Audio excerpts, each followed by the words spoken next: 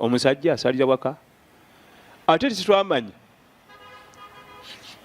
omukyalo oli Allah yamukola ng'alina system buli mwezi yeeyoza neekuŋŋanya kakica yenna ali mubiri nemufulumya ffe situkirina ekyo gwoza ki yamugambye asalire waka ku makya gwogende ku muzikiti ku subuhi atuyamba okutambula ogenda ku muzikiti ku makya ogenda ku salati subuhi mulimu ebya health ebitagambika akakawewaako akabirayo ku makyakya kyako kaddagala nnyo tulaba akalayira naga nti wasubuhi idha tanaffas wasubuhi n'obudde bwa subuhi idha tanaffas empewo gyebussa ddagala organizi zaffe ziri muno zonna ekibumba mautrima mawugwe brain yeetaaga nnyo empewo eyo kati gwe lwosigala mu nnyumba n'akabugumo kali olinga akuyitako era okusanga abasajja afusiganyegenya ng'omukyala akyali mulamu bwe bakulaga omusajja nga alina emyaka 75 egy'obukulu naye ng'omusajja oyo esola ze zonna za ku muzikiti 5 bw'omukwata bw'oti mu kibatu owulira mulimu sitiiru ng'akyali mugumu nga n'emyaka bagandi 75 tokkiriza kati bayitawa 75 nga ye tagenda ku muziki kusaala omukwata mwana ojja kunkutula nkwata mpola ng'ombuzi olina emyaka emeka nti 75 ng'olabika 9 ali 75 naye bw'omutunako olaba alina 9 kabugumo kali ak'okumakya akakawewo akatwagaliza Allah message eri mu Quran al-Karim sekankata wuuyo akwata bukwasi ayimu beeti n'abasumulula essawa namba nga temunagivaako ffe bwe tumala nga tugamba nti oyo muyimbi ayimba message sola nze mwagala nnyo message eri mu Quran tuna kitu agikozeeko medicine ajjude mu Quran yo kati nze kambabulira ekyama nze ndi imaamu olw'okuba nti imaamu n'omwazinyi buli kanaaku balina okukeera kubanga balina okwazina batusaaze kizibu nnyo osanga imaamu simanyi oba eno wamwe gyebiri simanyi anoonya battery charger simanyi mukama n'ayamba waliwo ebidagalagala bye banywa imaamu n'omwazinyi banoonya ebyo yedaga naye ffe bano akakabugumu ako kalaba ak'okumakyako akakabugumu k'okumakya butwa hatta ne boogenda mu bino eby'edduniya babokisa batweninga bukya awo kumakya kusola tusubu yaba yageze mu road work abazanyi b'emipiira emizanyo gino egiri physical abatweninga amagye ku makyawo zigenda okukwera ssaawa emu nga bamaze olw'empewo erimu akawewaako ddagala ly'amaanyi oba ne brain ng'eri active nnyo ne muscles buli kimu kiba okay kyava tugamba nti bannange basajja mwe mugende ku muzikiti ffe nga tusika kikunta wama khalaqtu ljinna wal insa illa liyabudun ekyatutonza wano ku nsi kumusinza ayagala okubeera healthy kusinza Allah ayagala obugagga obw'omutima sigamba obw'empapula ffe tufa nnyo obw'empapula ekituleetedde ebizibu obugagga obwaffe bwa mpapula ate nga obw'omutima businga obw'empapula omuntu Allah gwawadde obugagga obw'omutima tamanyi gwawadde empapula sa Allah atuwa obugagga bw'omutima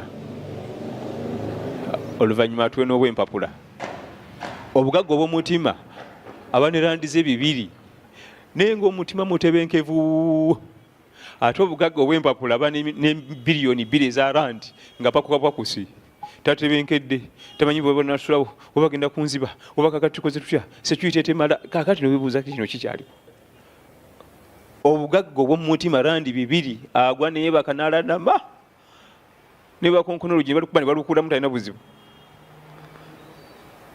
obugagga obw'omutima alghina ghina nafs nga nabi watugamba sallallahu alaihi wasallam ate oyo omugagga w'omutima omusanga alina randi 2 n'akwako 150 nasigaza olwago ate oliawo obugagga bw'empapula biliyoni zala bw'atoolako adda mabega musabiriza mugende mukole ffe twakola bukozi bino bifuna abalangidde abajereze kati gwe obuyigirize bwe ye wasoma kwenkanaki ate niso tubuuza amadiguli ge tulina obugagga obw'omutima tebumanyi bwa mpapula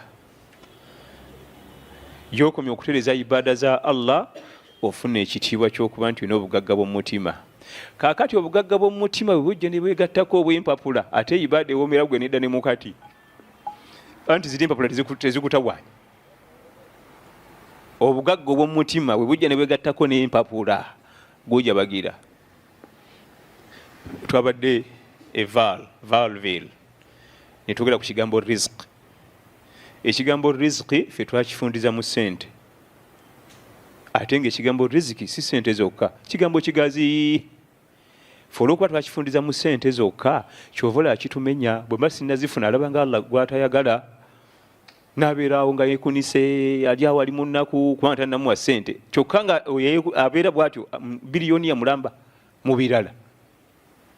Lwakuba ffe ekigambo riziki twakifundiza mu ssente, naye oyinza okwezuula nga mu birala oli biliyoniya. Naye ffe tumanyi nti essente ye riziki. Riziki si ssente zokka. Nga bwe tutudde wano ffenna tukimanyi nti Nabbi Muhammad sallallahu alaihi wasallama yalina riziki. Si bwe guli wali ayinza omusinza riziki, naye yali mugagga. Yalina amafaamu g'eŋŋamiya, yalina amasamba g'entende, kubanga ebiseera ebyo obugagga bwabeerangamu ebyo. Mafaamu ga ntende, mafaamu ga ŋŋamiya, amasamba gava kuno teyalina. Naye oyinza okugamba nabbi teyalina riziki. Lwaki ffe tukifundiza nnyo ku ssente? Era ng'oyo tannazikwatako waloza Allah tamwagala, n'aggwawo obulamu bwe bwonna n'atuuka n'okukola haraamu ng'amulabira ddala nti ono haraamu, n'ayingirira bya haraamu. Ng'abiraba bya haraamu naye anoonya riziki mu ssente, ate nga riziki endala agirina.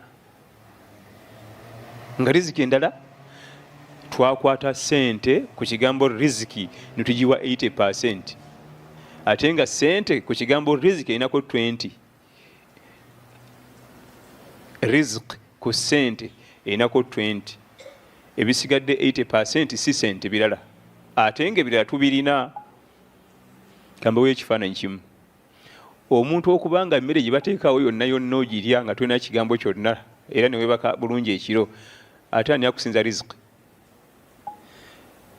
Ng'ate olwo gwe bagiteekawo nti ono buto mungi, ate kakati nankani omunyo banankani, ate gano mata, ate makwafu nnyo, ate sinywa sukaali, ate omuntu okubanga weebaka omwaka ne gugwa wali nga tomize empeke neegi, ani akusinza riziki? Omuntu okubanga otegedde kati nga leero nti waliyo dalasa n'ogenda ku muzikiti, waliyo ejjuma n'oyiggalawo edduuka n'ogenda ku muzikiti, dhuhuri etuuse n'ogenda ku muzikiti, kiki ekisinga riziki ekyo? Okubanga olina omukyala ayambala hijaabu asala eswala 5, waliwo riziki esinga eyo? Bwebuuza ku banno nga tazisaala tayambala jiribaabu, olabe olubabu lwaliko. Omukyala okubanga Allah yakuwa omwami wo asala eswala 5 ku muzikiti, kati riziki erina ddala gy'onoonyerwa? Riziki endala gy'onoonya eriridda. Osanga omukyala nga nti omusajja okuva namufumbirwa simufunangamu wadde akalungi naako, n'omubuuza tasala nti zonna azisaala, kati ate akalungi akalulu ayagala kaluwa? Ye ani yagaa nti byonna bino inafuna birungi, yaliriddawa? Nga ne fasitedi yennyini naye mukazi wattu akaaba, wandibadde olowooza yabimalayo dda byonna, naye wa era naye ali mu maziga.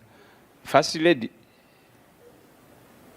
eriziki twagifunza nnyo ne tulowooza nti ssente ye riziki yokka, era kyobalaba etumalawo nnyo nnyo ne tuyingira okukola haraamu. Naganze neeyiya bweyiiya, sibimanyi nabimanya, neeyiya bweyiiya nfuneyo ekyokulya. Oweekitiibwa Abubakar Siddiq radhiyallahu anhu yalina omuweereza we waka, muvubuka muweereza musiraamu mupya. Naye lumu omuweereza oyo akomawo ng'ava mu katale ng'alina ebyokulya byaguze, n'awako mukama we Abubakar Siddiq n'alya. Naye Abubakar yaba akyaga yalya, n'abuuza naye wayi bino ebintu ssente ozijjewo ezabiguze? Ssente ozijjewo ezaaguze bino bye tulya? N'amugamba nga sinnasiramuka, nali kaahinu, nali musawuzi, nali nsawula, naye nga sibimanyi ntetenkanya bitetenkanye, si bya ddala. Kati nawe omusajja gwe nasawula ninsigala nga mubanja balansi, musanze mu katale nampa balansi wange gwe nguzeeko ebyo. Allahu akbar. Abubakar Siddiq radhiyallahu anhu yateekamu n'olugalo ne yeegoga byonna n'abisesema. Namugoyola kunjokesa muliro, nze gw'olisa haraamu, nze Abubakari waawe ndi haraamu oyo. Namugamba nti nali simanyi kusawuzi, nali ntetenkanya butetenkanya duniya nange nfune ekimbeezaawo nti wadde. Namugamba nti singa n'ebyenda mbadde nsolo bijjayo nembimunyunguza nembikuuta nesitiru newaya nembimunyunguza nendyokambizzaayo nandikikoze onkoze bubi nnyo onkoze bubi nnyo. Mu mulyango baguta baabu al-hudud, omulyango gwogera ku bibonerezo. Abasomi baffe wano sanze abayizi bange bangi nnyo abagoberera ebitabo byaffe. Baabu al-hudud, omulyango ogwogera ku bibonerezo gwateekulira ababbi ba miteeko esatu. Ababbi waliwo omubbi atemwako omukono oba mutalas oba losos babeera bangi. Omubbi atemwako omukono ye mubbi asooba tayinza nakwogera naawe, era singa akulaba bw'ati adduuka atakyabbye, alabiriza beebase n'atetenganya olugi n'aluggula n'abaako byasikayo n'atwala. Kubanga omubbi gwe batemako omukono tayinza kukuba wadde okulumya wadde okwogera ne gwabba naye, yatemwako omukono. Kati ate omubbi alumya towa pesa haraka kaa chini, oyo tebamutemako omukono, oyo bamuyita mujirimu, oyo yattibwa buttibwa. Kakati mu mulyango ogwo ogw'omubbi oyo abba alumya ngumi jjinja lya minzaani mutayimbwa, kasita alumya gwabba attibwa buttibwa. Kakati wano wali embaga, waliwo mu kitabo ekyo baalaga nti wali ababbi ajja n'emmundu naye nga si yaddala kitititi kya bbulaaka kisizeko birangi kirwa nti tuba mu nzikiza. Essimu wali, sente wali odeeno. Kati kyajja ng'ebuuza nti singa tumukwata ne tukizuula nti yadde alina kiti, amakulu si byaddala, yadde atufera era naye bamutta.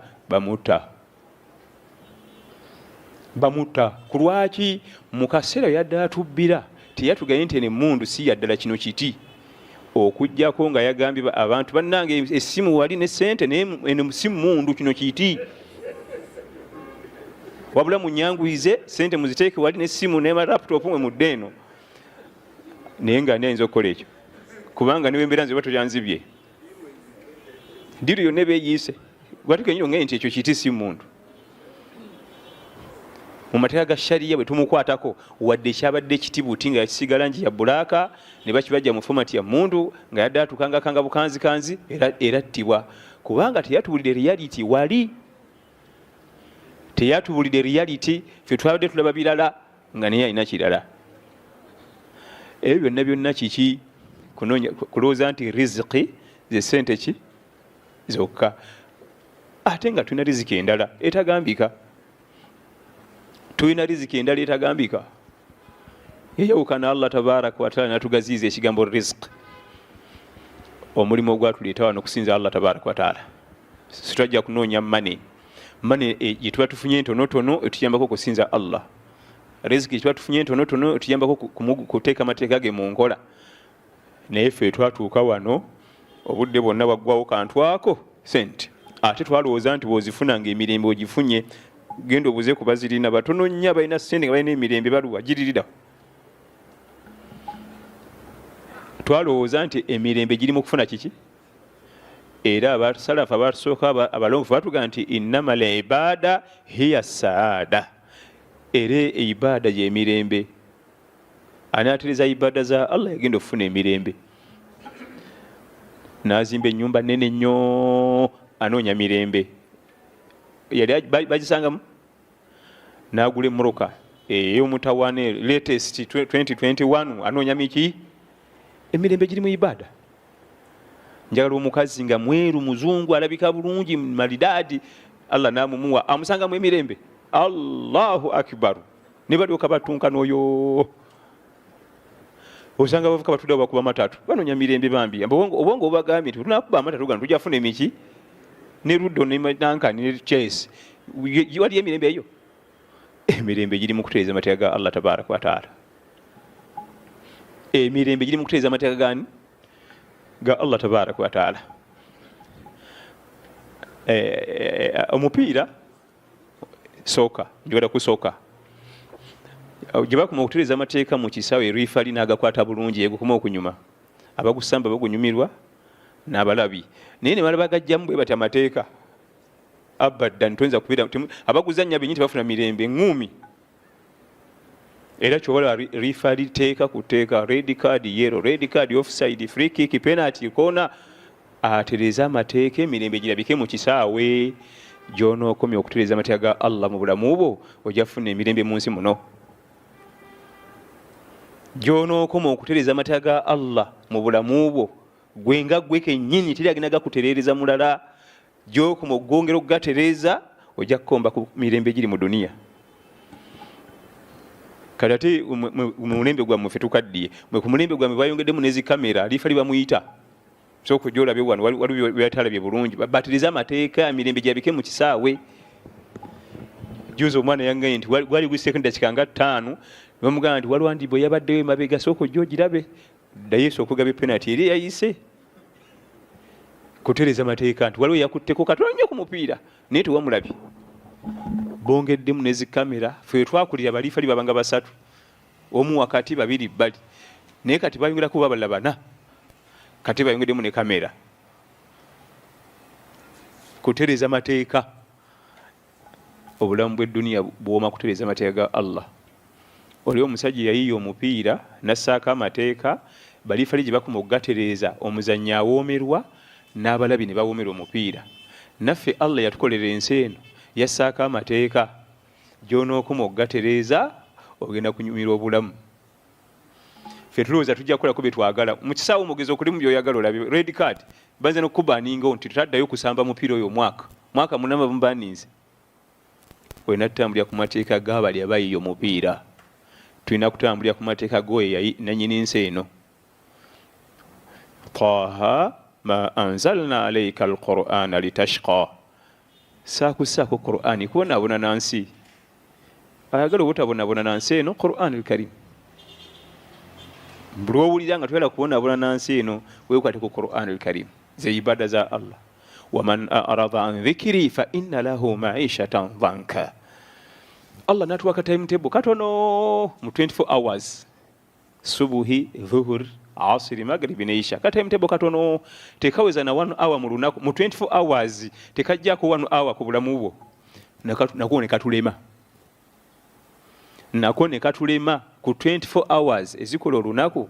Ka timetable ke yakakwagalamuko tekaweza 1 hour. Naye nakatulema. Lwaki katulema? Riziki gye twalowooza nti erimu ssente zokka ng'ate erimu bingi, ng'ate n'ebingi ebisinga 80% mu birina. Ka timetable ako katulema. Ate bwe tumala ne tumusaba tuwe emmaali, ebyange bibalemi nga mmaliriza ebigambo byange, ngenda bibaliza n'ebigambo bya Ibn Qayyim al-Jawzi rahmatullahi alayhi rahmatan wasi'a. Ibn Qayyim al-Jawzi atunyumiza Wakayima ne wange okusooka. Ekyafayo kino akinyumya kiri mu mbeera ya Wakayima ne wange, naye gye kimalira agamba nze naawe. Emmese tugimanyi n'embalaasi. Embalaasi n'emmese tebalina bulayi ba mukwano, kubanga embalaasi terya fresh. Kati nti edda emmese yasanga embalaasi, ya Rabbi Mungu, Allah yawukana. Gwe wenna daba nti omanyi embalaasi nsolo y'amaanyi, masoliki. Allah nga yakuba omubiri, weesiimye gwe tolina balabe. Naye nze ebinyonyi, kapa, biki bindya. Kati namugamba nti nyala tubeere ba mukwano, kubanga bwembanga ninaggwa naye anankwatako. Kakapa ojja kalinya. Namugamba nti ati wali buzibu, bwagala tubeere ba mukwano, mbeere bodyguard wo, tewali buzibu. Bamaliriza emboozi namugamba naye kati mbadde nsaba omperekereko ntuuke eka. Emmese esaba nti kale tugende. Okutuuka emmese weesula, Allahu akbar, la hawla wala quwwata illa billah. Allah nga alina obuyinza nti ate kiki wano woosula nti nga n'ekigere kyange tekiyingirawo, kubanga embalaasi nsolo nki nene. Allah alina obuyinza, nawe yakutonda, kano ke kayumbako. Namugamba nti kati ku kimu ku bibiri ojja kukolako kimu, ti okufunayo omukwano gwo anakuumanga asobola okuyingira mu nnyumba gye eyo, kwanze sijjayo. Okufunayo omukwano gwo asobola okukumanga, oba si kyo zimba ennyumba mwenja, kati bw'ofunayo obuzibu n'ayingirayo nti okutaasa. Oba si kyo zimba ennyumba mwenja, nga tuyingirayo ffenna obuzibu bujja nga nzija for protection. Ebigambo ebyo bikwata ku nze naawe bitya. bw'otunulira esswala gye tusaala eyo gye tusaala ya waasiwaasi tugisadde leeti ate ne tugisaala nga ya supiidi ate bwe tulowoolezaamu ate bwe tulaba ku simu ani akubye bw'ozzaayo eyo tejja mu Allah mu bunene bwe ku bibiri ojja kukolako kimufunayo Allah gw'osalira esswala ezenfu oba saala esswala ejja mu Allah ku bibiri ojja kukolako eki ojja kufunayo gw'osalira omulala eyeekweyira oba yawaasiwaasi eyo ozigattise ozisadde leeti kyokka nga supiidi eri muli etegambikako supiidi yokka eri muli n'akebera ku simu emirundi 8 mu swala emu alabe ani akubye bw'anaamala amuddire kati ate abakyakebera n'alabawo omusajja gw'abadde abanja ng'akuba ayinza okuba adde agamba kunsasula kati ebirowoozo ne bigenda ku ekyo ali mu swala eyo si ya Allah eyo si ya Allah tabaraka wa taala tujja kufunayo gwe tusalira ezo esswala enfu oba si kyo tusaale esswala ejja mu Allah gye yatugamba kubanga bamutugamba amasheekhe jabbaaru qahaaru akbaru kabiiru aziimu byonna bitendo biraga bugulumivu eyo esswala temujyamu supiidi nene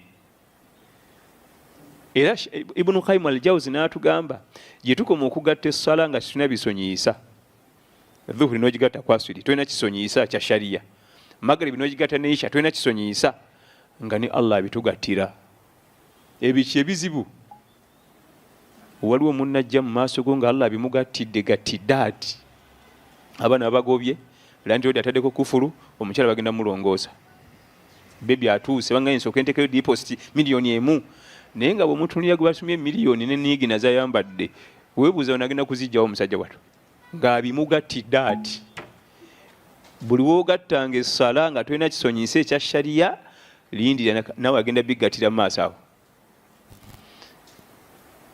gye tukomya okukeereya essala n'otagisalira mu biseera byayo n'ogikeereya nga nawe Allah akeereya ebibyo noonyeza sente mu Uganda zibuze nyingidde Johannesburg zibuze nyingidde Durban zibuze okukeereya swala bw'okeereya essala za Allah nga naye akeereya ebibyo noonyeza omusajja abuze noonyeza omusajja e Uganda abuze nyingidde Johannesburg abuze Cape Town abuze Durban abuze buli wookeereya essala nga tolina kisonyiisa Allah kyeyatugamba nti basafaari babulwadde naye just ndi mu bizinesi ng'akeereya ebibyo jjukira gwe bw'okeereya essala yetasalwa waliyo abalala basala mu budde tolina kyomukosaako wadde naako naye bw'akeereya mu byoyagala owulira oggwawo gino emyaka sina kamotoka bano abaana abamu basinga n'obasinga balina obumotoka gino emyaka sina gundi gy'okomya okukeereya esswala ng'akeereya ebibyo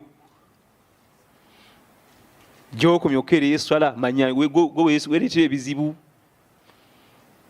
maliriza n'ekigambo kigaa nti hayya ala ssala hayya ala alfalah hayya ala ssala mujje eri esswala bwe tujja ku muzikiti esswala tugisala tugiraba hayya ala alfalah mujje eri emirembe n'okwesiima bwe tujja mu kusaala situbiraba waawo biriridda wa kyategeeza nti buli lwotereza esswala ng'okwesiima kujja mu bulamu bwo mujje eri esswala mujje eri okwesiima tojja kulaba ku muzikiti mu kaseera ako gy'okomya okutereza esswala kaakati ebintu byonna ebisinga ffe twesibye ebyenfuna ffe twesibye obulamu obulungi ffe twesibye ffe tubikeereya ffe kennyini gye tunaakoma okutereza essala gye tujja okukoma okufuna byonna bye twagala naye nga tewerabira ti haalu labdi fi salatihi haalihi fi hayatihi embeera yo mu swala bwe bulamu bwo enneeyisaayo ng'oli mu swala munda omuntu asala supiidi ng'abojja buuzi swala bw'ati manya n'obulamu bwe bwonna bupakusi